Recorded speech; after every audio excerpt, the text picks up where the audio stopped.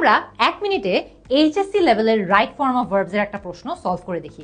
এখানে তোমরা দেখতে পাচ্ছ যে এটা রাজশাহী বোর্ডে 2025 সালে এসেছিল, তো বুঝতেই পারছো যে প্রশ্নটা নিশ্চয়ই অনেক গুরুত্বপূর্ণ। দেখা যাক যে এটা আমরা কতদূর সলভ করতে পারি একসাথে। দেখো, change dash the order of nature. তো এখানে বি দেওয়া আছে, মানে আমাদের এখানে একটা বি ভার্ব দিতে হবে, বি ভার্ব দিতে হবে। Am, is, are, was, were, এগুলোকে বি ভার্ব বলা হয়। সো চেঞ্জ কি হবে এখানে? এটা একটা সিঙ্গুলার শব্দ, মানে সিঙ্গুলার আইটেম, একটা আইটেম। তাহলে আমাদের এখানে ভার্ব বসতে হবে সিঙ্গুলার ভার্ব। তার মানে এখানে আমরা কি বসাবো? Is. Change is the order of nature, because এর পরে কি আছে এটাতে পরে যাই। দেখো এটা কিন্তু একটু কঠিন।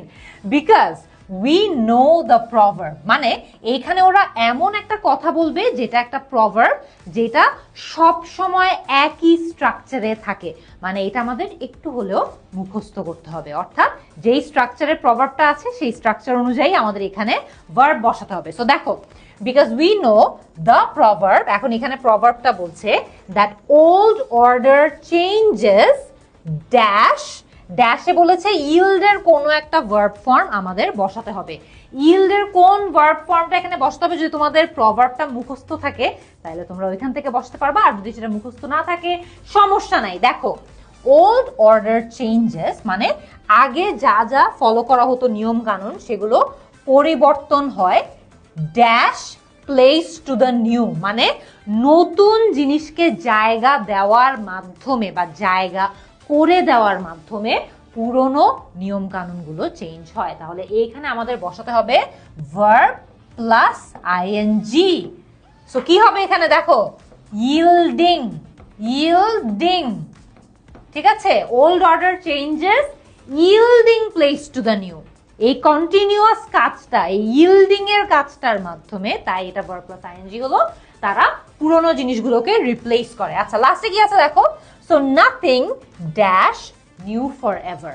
এখানে আছে হচ্ছে রিমেইন, অর্থাৎ রিমেইনের একটা ভার্ব ফর্ম আমাদের এখানে বসাতে হবে। সো দেখো এখানে কি আছে, nothing remains new for ever. কেন এখানে রিমেইনস বসালাম বলো তো তোমরা? এখানে আমরা রিমেইনস বসিয়েছি বিকজ নাথিং বলতে এখানে কিন্তু কোনো কিছু না, একটা সিঙ্গুলার আইটেম, নাথিং কোনো কিছু না। সো এই সিঙ্গুলার আইটেমের সাথে আমাদের এমন একটা ভার্ব ফর্ম বসাতে হবে যেটা সিঙ্গুলার আইটেমের সাথে এগ্রি করে।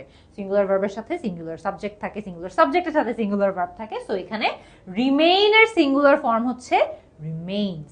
Nothing remains new for ever. চলো আমরা আরেকটা ট্রাই করে দেখি। দেখো এখানে কি আছে, in this world truth dash over falsehood. সেখানে রেইন, রেইন কথাটার অর্থ হচ্ছে যে ট্রুথ কোনো কিছুর উপর একদম দাপট করে থাকে, রুল করে থাকে, ঠিক আছে? সো এখানেও দেখো ট্রুথ কিন্তু কি একটা সিঙ্গুলার আইটেম, রাইট? ট্রুথ এখানে একটা সিঙ্গুলার আইটেম। সো ট্রুথ কি হবে? লাস্টেরটাতে আমরা দেখেছিলাম না, এখানে কি যোগ করতে হবে বলো তো এটাকে একটা সিঙ্গুলার ভার্ব বানানোর জন্য? এখানে আমাদের কাছে আছে হলো রেইন। আমরা জানি যে সিঙ্গুলার সাবজেক্টের সাথে সিঙ্গুলার ভার্ব যায়, সো এটা হবে হচ্ছে reigns. Truth reigns over falsehood, মানে ট্রুথ ফলসহুডের উপর রেইন করে বা রুল করে। আচ্ছা, those who are always in the habit of dash the truth. দেখো তো কি বলা হচ্ছে এখানে, যারা যারা একটা হ্যাবিটের মধ্যে কন্টিনিউয়াসলি থাকে, কন্টিনিউয়াসলি থাকে। স্পিক আছে এখানে, তার মানে তারা বলতে চাচ্ছে যে যারা কথা বলার হ্যাবিটে কন্টিনিউয়াসলি থাকে। তার মানে কন্টিনিউয়াসলি কোনো একটা জিনিসে থাকার জন্য আমরা ভার্বের সাথে কি যোগ করি? ভার্বের সাথে যোগ করি হচ্ছে আইএনজি। তাহলে এখানে কি বসবে? Speaking, speaking. Those who are always in the habit of speaking the truth, তারপরে কি আছে? Dash respect everywhere.